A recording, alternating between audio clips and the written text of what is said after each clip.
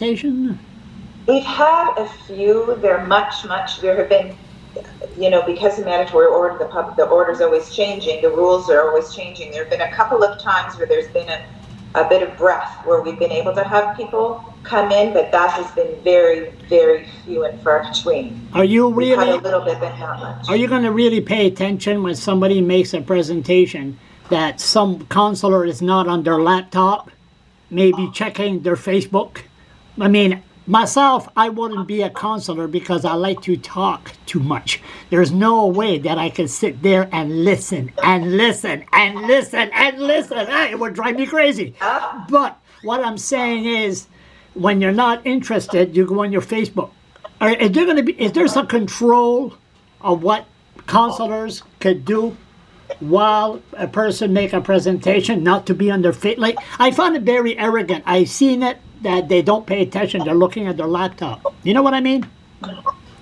Well, so we use our laptops. The presentations are actually on our laptops. So lots of times when a person is presenting, and if they're up on a big screen, instead of looking at the screen, we look at the laptop because it's right in front of us.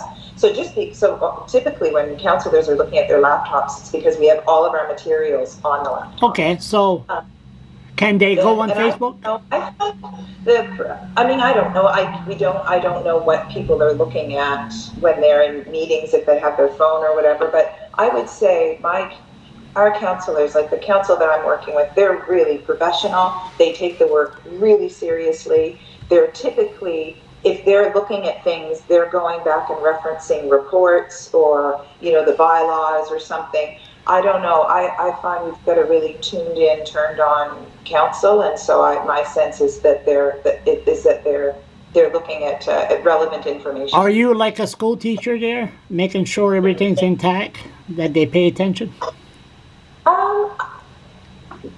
No, I do like it though. I don't like when there's chit chat going on in a meeting. Like, I do like when someone is speaking that everyone's listening to the person that's speaking, as opposed to chit chat. There used to be a lot more of that, and I found over the years that that has improved. And I guess I'm probably one who.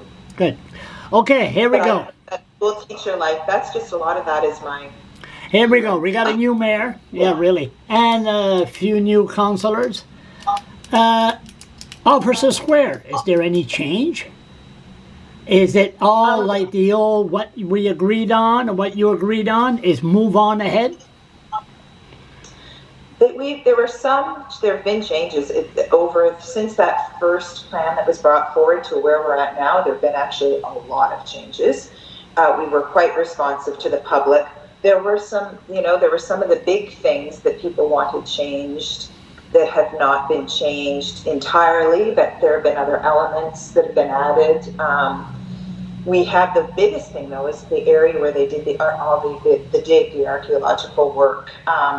It's this area we refer to as Polygon 7. So it's a whole area of Officer Square that we're not touching at all until we have, a real consensus and we do engagement with the Wolastoqey nations and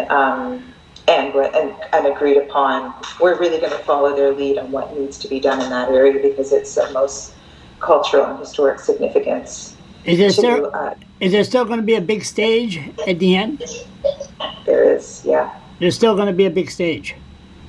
That's part of the plan that was approved, was just that stage, yeah. Put more trees there, or because the people really. There are quite a few trees. Yeah, no, there's going to be. I'm hoping.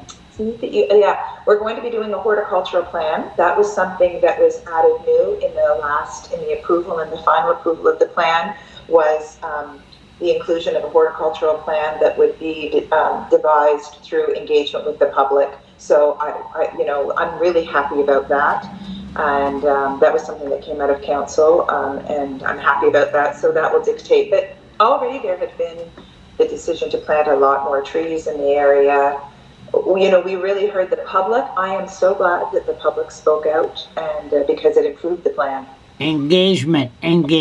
You remember the beautiful evening in May when you had that meeting at the Delta. At the Delta, It was the first beautiful spring evening, and we had after a harsh winter. and there was 500 people there. I don't know, was it 500, Charles? There was a lot of people. There were a lot of people. My husband went. He sat through the whole thing because he was really, because it was table talk. I bring this stuff home, and he just really wanted to go. And I remember he was shocked because he was like, "No one's going to come. It's such a nice evening," and it was packed. Packed. So that sent a message: don't touch Officer Square. Well, I don't think it was "Don't touch Officer Square." It was "Take good care on Officer Square." We certainly potentially underestimated how valuable that square is to everyone, right? You know, it's like so many places in the city. We just all use it. We don't realize how important it is to us unless it's at risk of being altered. And so we certainly found out how much people love that square. But staff, I remember, even when, I don't know if you recall, but some of the initial presentation staff would I say, stayed there for 10 minutes and left, just looking at. Oh, I'm sorry. I'm sorry. But we loved it to death. Just looking at the stage at the former mayor, I just had to get the hell out of there. Go ahead. No, I was just saying, it's, one of the reasons that we needed to do work in that square is because it has been loved to death. I mean, it's seen a lot of wear. So that should have told us how much people loved that space and how involved they wanted to be. Certainly the city did do engagement leading up to the plan, but clearly the public didn't feel like they'd been engaged with enough. Are they going to put the iron fence back there? Right now it's all concrete blocks all around the square. They're going to, those iron fence there? Oh my gosh. Oh yeah. We're still waiting on that. That was supposed to have come last spring, and then it was supposed to be here in the fall. We have gotten a piece back to see what it will look like, but it's falling, we're falling prey to the same, all of the supply chain, and so there's been delays, but definitely, and it's beautiful, and it looks just like the original. It's a replica of the original. Okay, like you said there, like to bring issues up and keep on track. Are you blind? Pardon me? Are you blind? You can see, right? No. You can see. Do you need glasses? Well, I do wear glasses, but I can see. When you walk I see. You see. When you walk from home to City Hall, how long have you been doing that now? 11 years? Yeah. So have you noticed there's more garbage and trash around downtown than it used to be?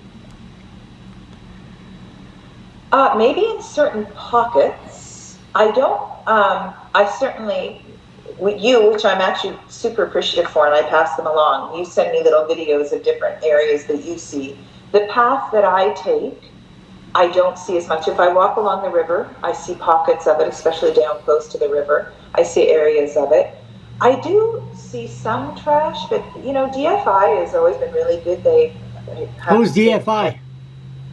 Oh, Downtown Fredericton Inc. Okay. In addition to the garbage collection that is done, they have someone who's out trying to capture everything. There's certain types of garbage that needs to be you need to be certified to pick it up. There's garbage, like I know the guy does a fine job, Gaston. He works for downtown Fredericton, goes around, but then he has to put the signs up in a pole, and that takes a lot of time and resources. And the garbage we see is different because there's a problem with crystal meth.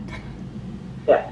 And you can't. And he can't pick up that garbage, Charles. No, he can't. We need certified to pick up that Exactly. So why are we letting the trash? This is the capital. Why are we leaving the trash there